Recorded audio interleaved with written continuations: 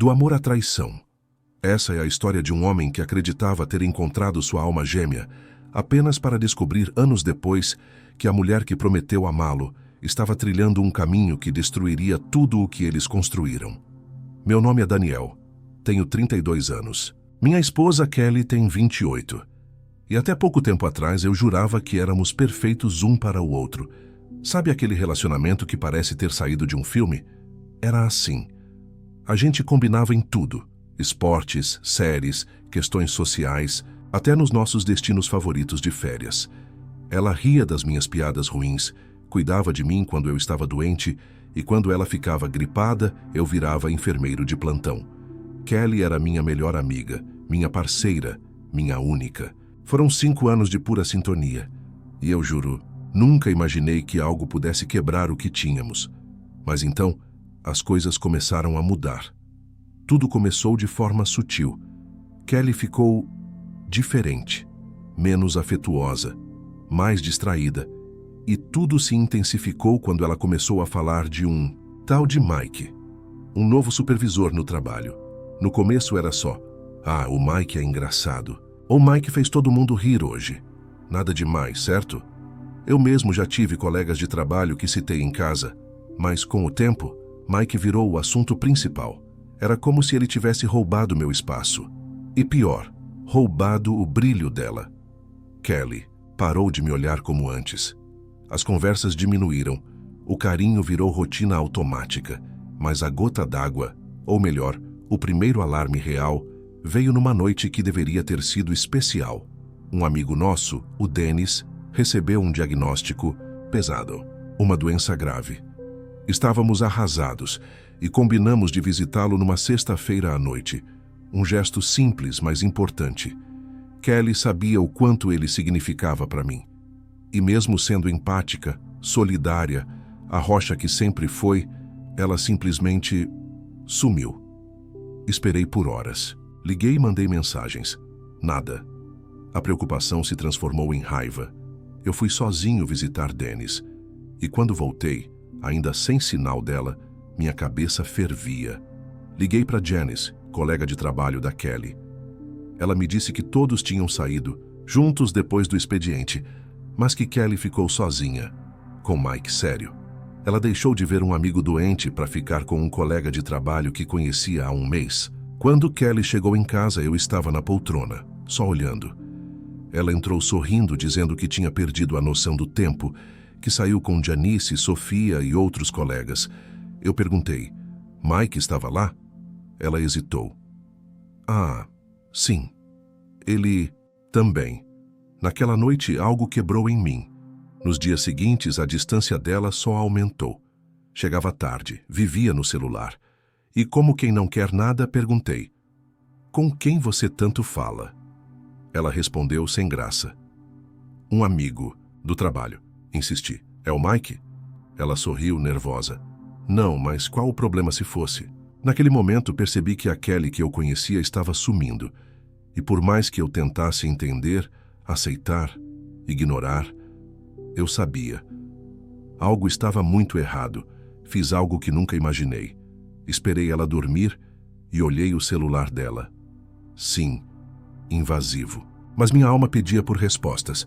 Encontrei conversas, piadinhas, mensagens com emojis sugestivos. Nada explícito, mas o suficiente para minha mente começar a montar o quebra-cabeça. Tirei prints de tudo. Ainda assim, parte de mim se recusava a acreditar. Então decidi tentar algo diferente. Surpreendê-la com um jantar romântico. Talvez reacender algo que ainda restava. Preparei tudo. Vinho favorito, flores, a comida que ela mais amava. Quando ela chegou em casa e viu a mesa posta, baixou os olhos. Desculpa, esqueci de avisar, mas hoje tem uma festa surpresa pro aniversário. De um colega. É a única noite que pode ser feita. E saiu, sem nem trocar de roupa. Eu fiquei ali, sentado, olhando para a comida esfriando, o silêncio da casa me esmagando. E foi nessa noite que tomei minha decisão. Eu precisava saber a verdade. Comprei um rastreador. Coloquei no carro dela. Disse que trabalharia até mais tarde e esperei. Ela chegou em casa. Ficou poucos minutos e saiu. Segui de longe. Ela dirigiu até um estacionamento afastado. Ficou esperando.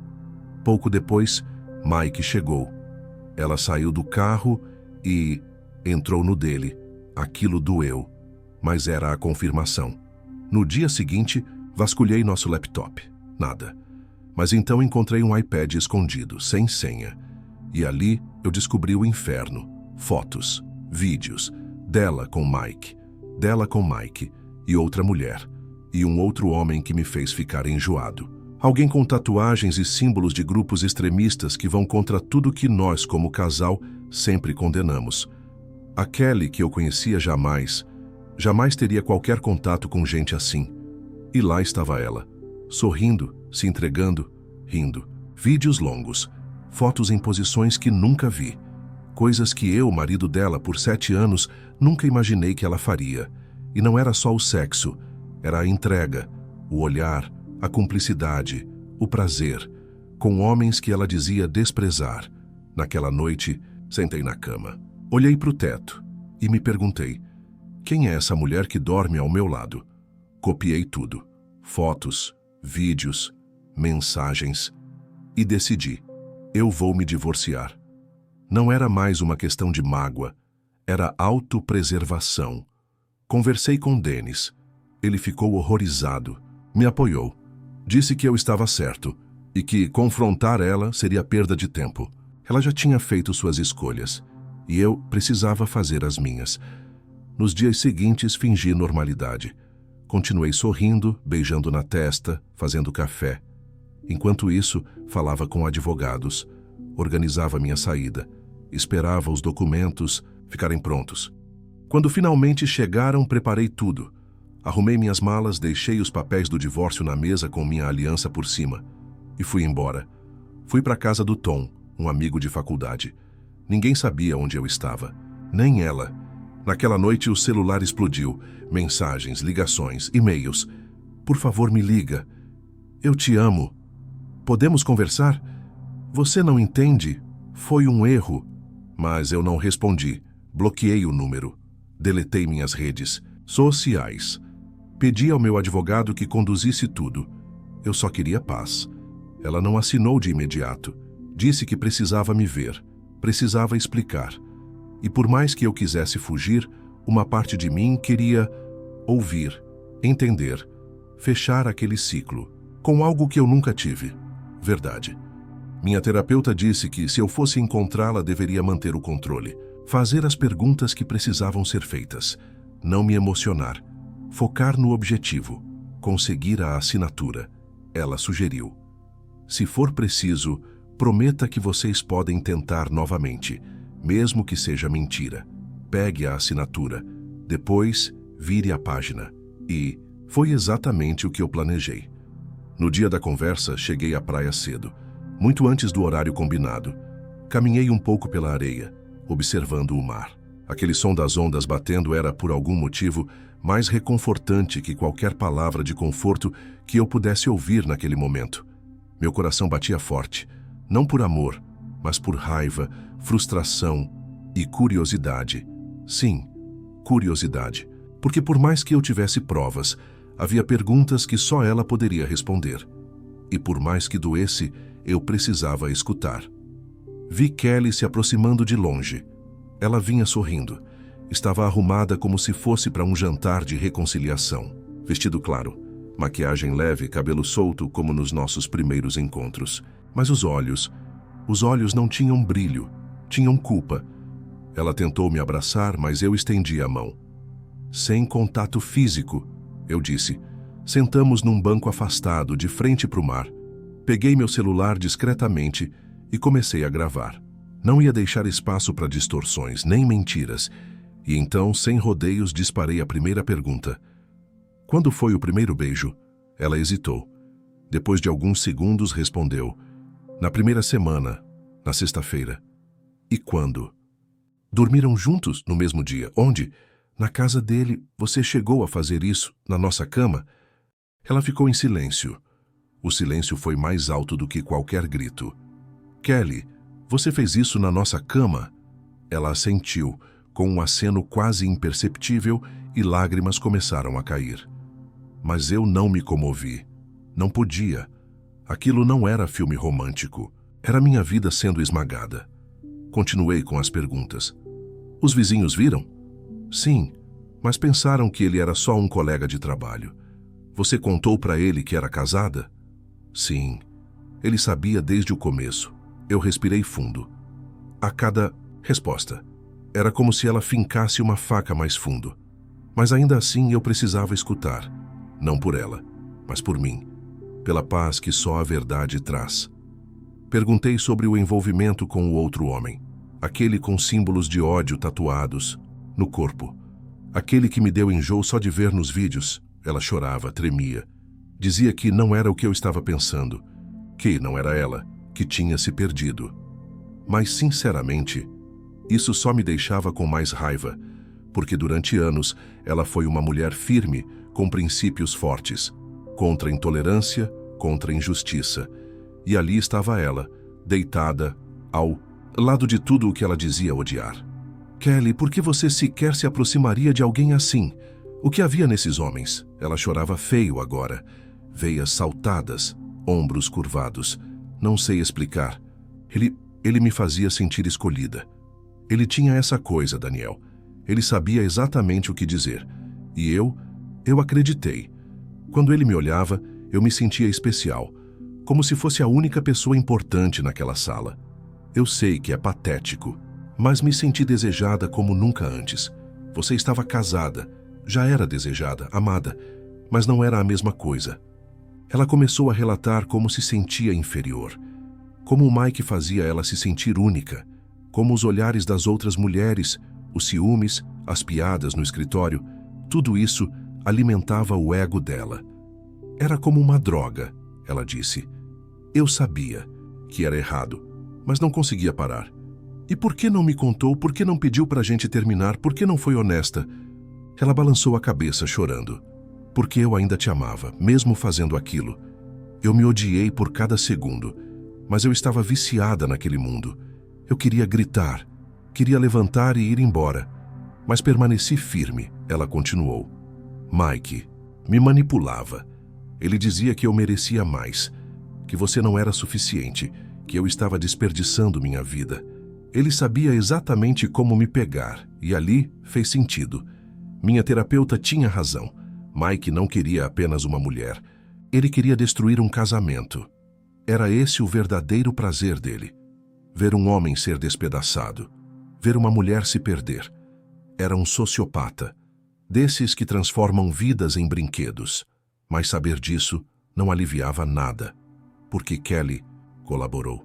Você me traiu porque quis, Kelly. Não porque foi manipulada. Você não buscou ajuda. Não pediu socorro, não tentou parar.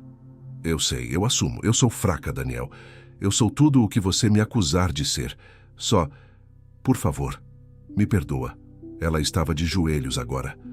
Você acha que te amo menos do que amei antes? Não. Eu simplesmente não te amo mais. Ela se encolheu. E eu senti pena. Pela primeira vez desde que tudo começou, eu senti pena. Mas logo essa pena passou, porque me lembrei de todas as noites sozinho. Das desculpas esfarrapadas, da indiferença, das mãos frias, dos olhares vazios e da certeza de que ela só estava ali implorando agora porque percebeu que perdeu o conforto, perdeu a segurança, perdeu o que ela achava que nunca acabaria. No final da conversa, ela fez uma última tentativa. Se eu assinar, você pensaria em dar uma chance? Olhei nos olhos dela e menti.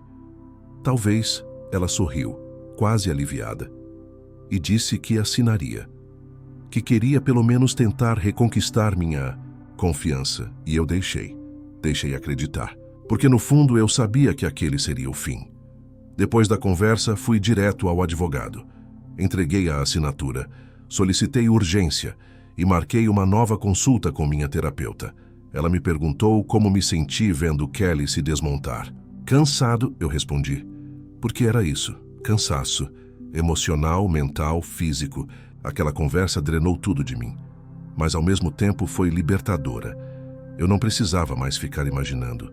Eu sabia, ouvi da boca dela, com todos os detalhes, e agora podia seguir em frente. Poucos dias depois, entrei em contato com o RH da empresa onde Mike e Kelly trabalhavam.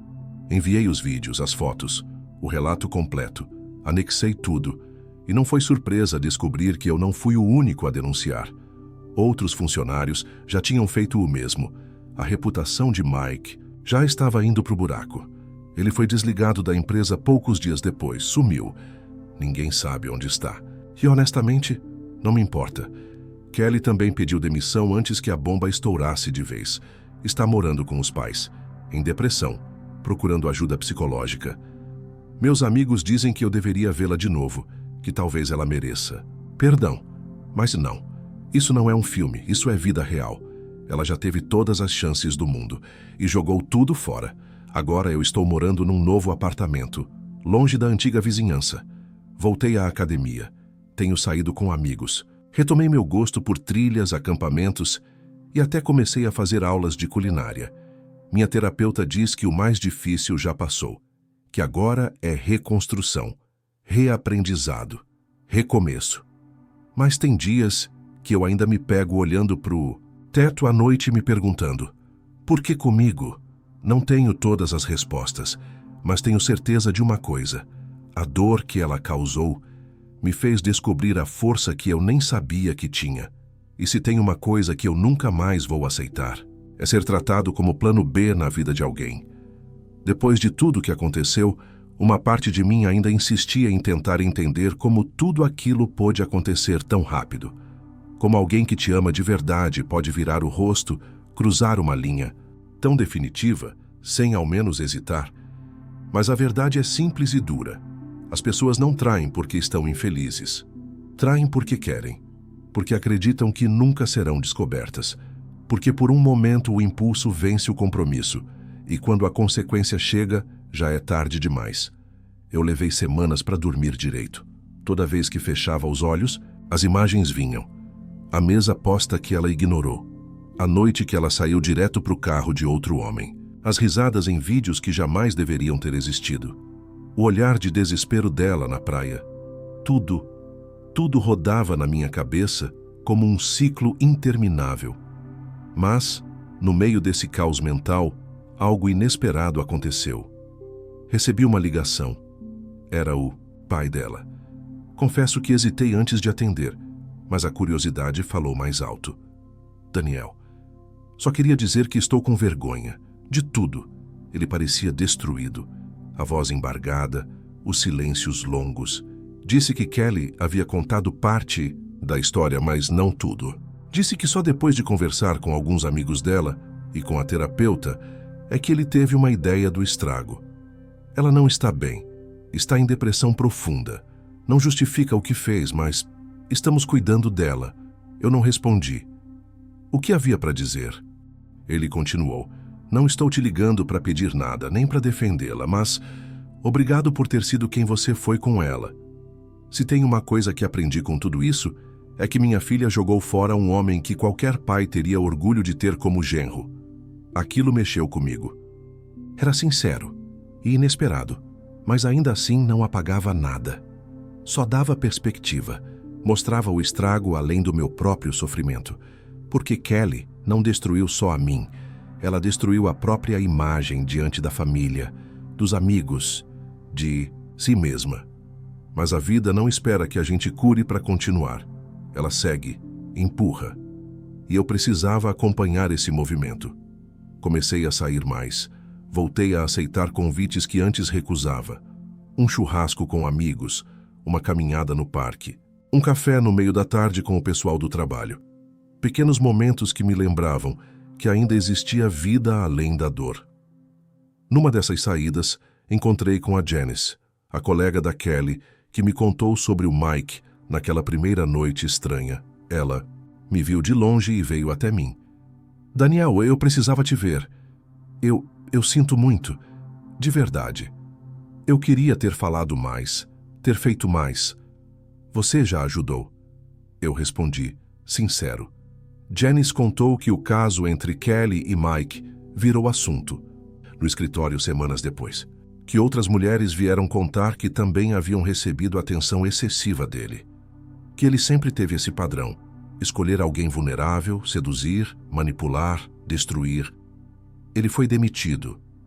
Mas o estrago já estava feito. Ela disse que muitas colegas se afastaram da Kelly, que ela virou um fantasma no trabalho antes de pedir demissão, que andava pelos corredores com os olhos baixos, como se carregasse o peso do mundo nas costas.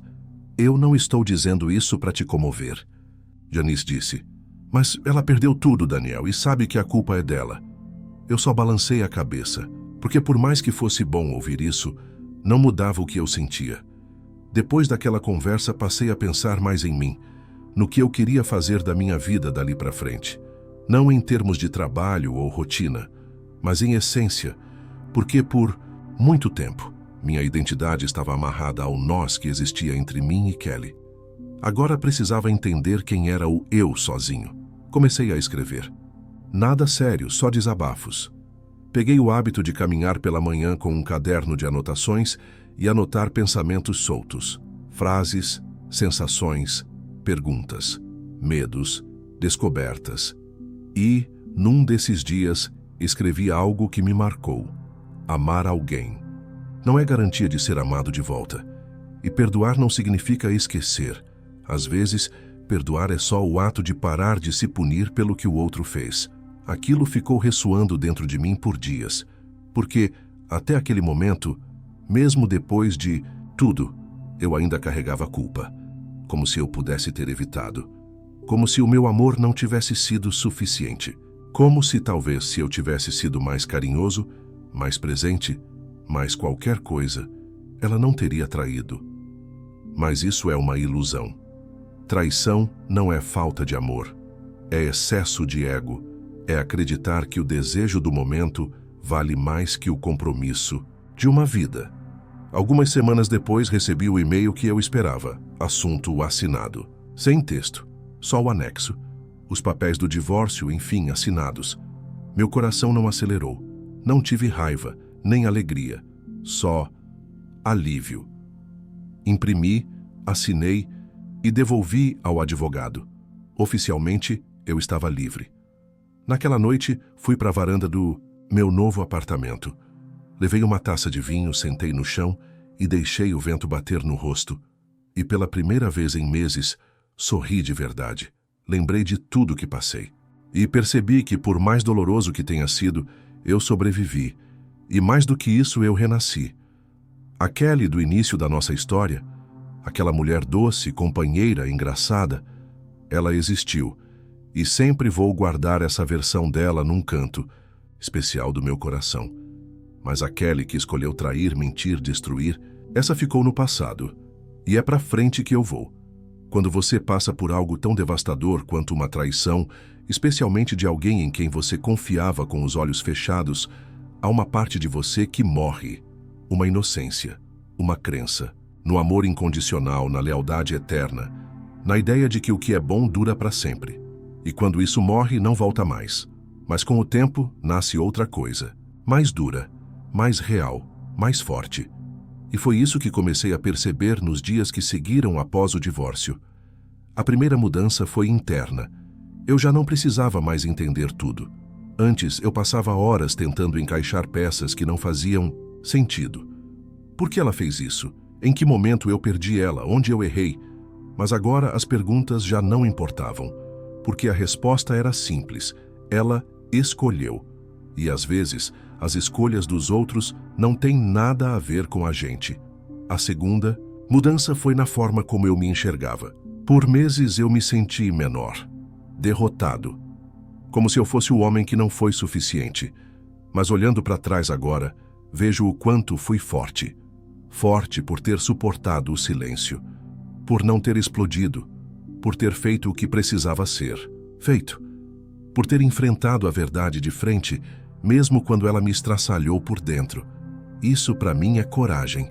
E a terceira mudança foi no jeito como comecei a olhar para o futuro. Eu que tinha medo até de sair de casa, de encontrar conhecidos e ter que explicar por que minha esposa já não usava mais aliança, agora estava fazendo planos, viajando, explorando. me permitindo viver de novo. Numa noite de sexta, recebi uma mensagem inesperada de um número desconhecido. Oi, Daniel. Aqui é a Sofia. Acho que você não me conhece bem, mas trabalhava com a Kelly. Vi o que aconteceu e só queria dizer que você merecia muito mais. Se um dia quiser conversar, estou por aqui. Demorei 2 dias para responder. Não porque não queria, mas porque não sabia como. Era estranho pensar em alguém novo, em confiar em alguém novo. Mas respondi. Conversamos por mensagens durante algumas semanas. Ela era gentil, nada invasiva. Nunca tocava no assunto da traição, a menos que eu puxasse. Falávamos de filmes, de lugares que queríamos visitar, de comida. Um dia, ela me mandou uma foto de uma cafeteria no centro da cidade e disse: lugarzinho novo que abriu aqui. Fui sozinha e lembrei de você. Ia adorar o café de caramelo deles. Eu não entendi aquilo como um convite direto, mas alguma coisa acendeu. Pela primeira vez eu quis ver alguém. Sem desconfiança, sem peso, apenas ver. Marcamos de nos encontrar. E eu estava nervoso. Não como quem vai a um encontro, mas como alguém que está saindo de um bunker emocional pela primeira vez. Ela chegou primeiro. Estava sentada num canto da cafeteria, com um livro na mão e um sorriso tímido no rosto. Oi, Daniel. Que bom que veio. A conversa fluiu como se já nos conhecêssemos há anos. Nada forçado, nada ensaiado. Só leve. Sofia não era um recomeço, pelo menos não ainda, mas era uma lembrança de que ainda existiam pessoas boas no mundo, que ainda existiam conexões sinceras, que eu não precisava passar o resto da vida desconfiando de todo mundo por causa de uma má escolha. Depois daquele café, nos vimos outras vezes. Nada romântico, nada que envolvesse promessas. Apenas 2 adultos que entendem que a vida é imperfeita, mas que mesmo assim vale a pena. Durante esse tempo, recebi mais algumas mensagens da Kelly. E-mails, na verdade. Ela dizia estar em tratamento, que estava frequentando sessões com um novo terapeuta. Dizia que tinha se arrependido, que me respeitava, que entendia se eu nunca mais quisesse vê-la. E eu nunca mais quis, porque o perdão que ela buscava, ela precisava encontrar nela mesma. O meu, eu já havia dado. Não para ela, mas para mim. Perdoei o homem que duvidou do próprio valor, o que se culpou por ter sido traído, o que engoliu o choro no banheiro para parecer forte, o que passou madrugadas em claro, tentando entender o incompreensível. Perdoei a esse homem e o abracei.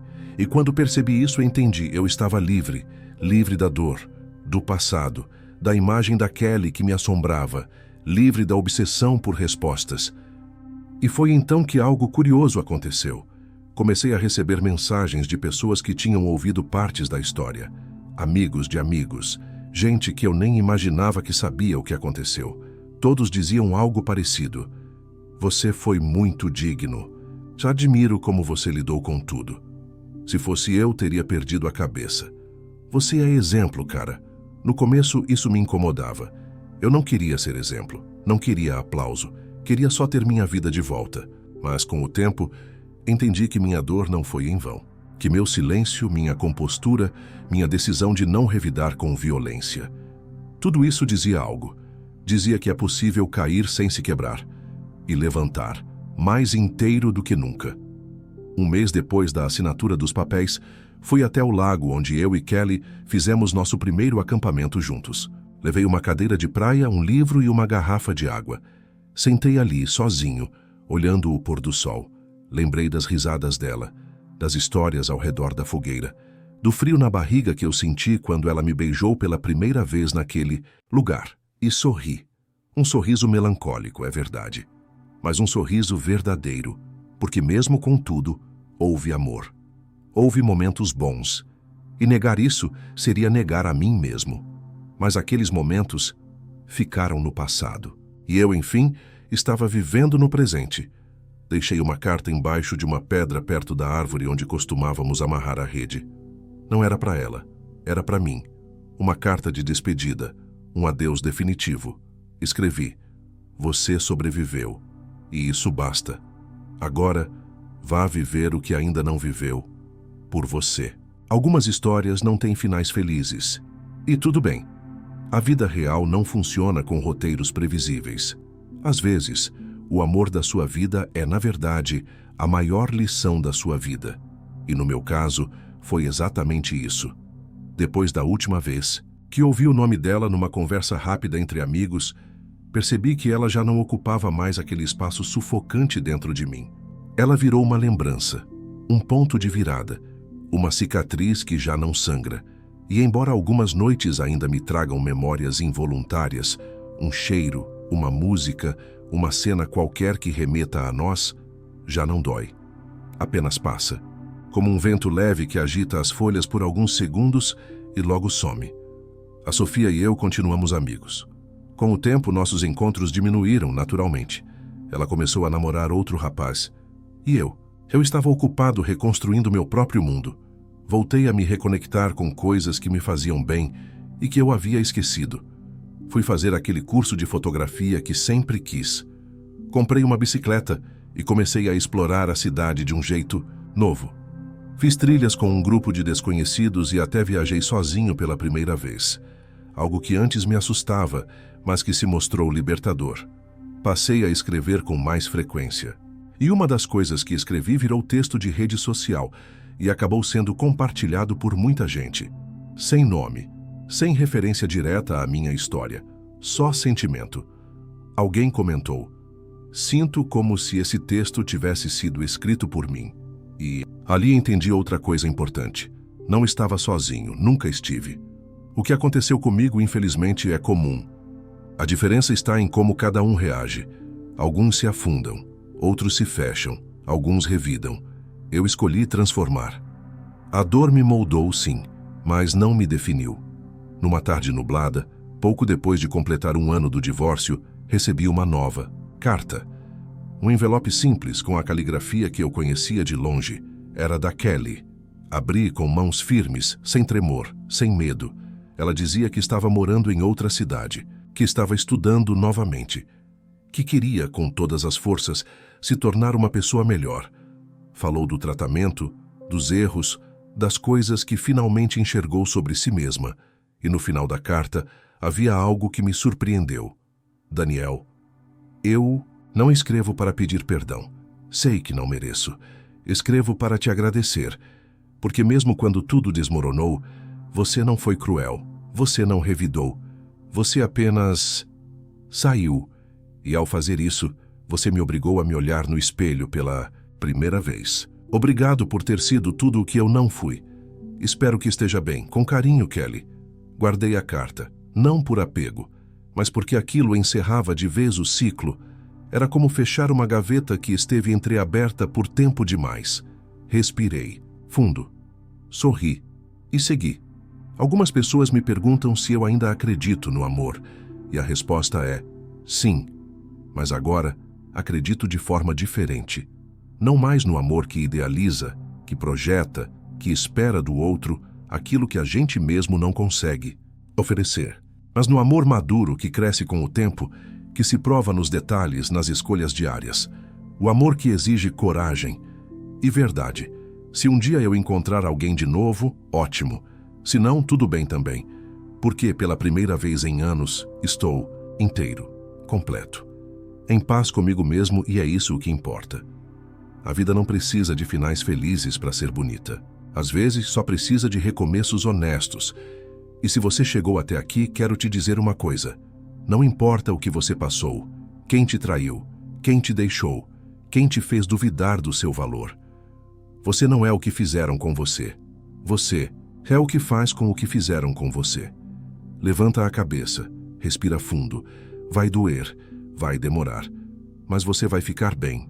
Vai mesmo, porque quem sobrevive ao fim de um amor, nasce para um amor ainda maior. O próprio. Se essa história te tocou, de alguma forma, deixa seu like aqui embaixo. Comenta o que você faria nessa situação. E claro, se inscreve no canal Reddit Entre Linhas, porque aqui a gente vive, sente e compartilha histórias reais. Daquelas que batem forte no peito e ficam na cabeça por dias. Obrigado por ter me acompanhado até aqui. Nos vemos na próxima história.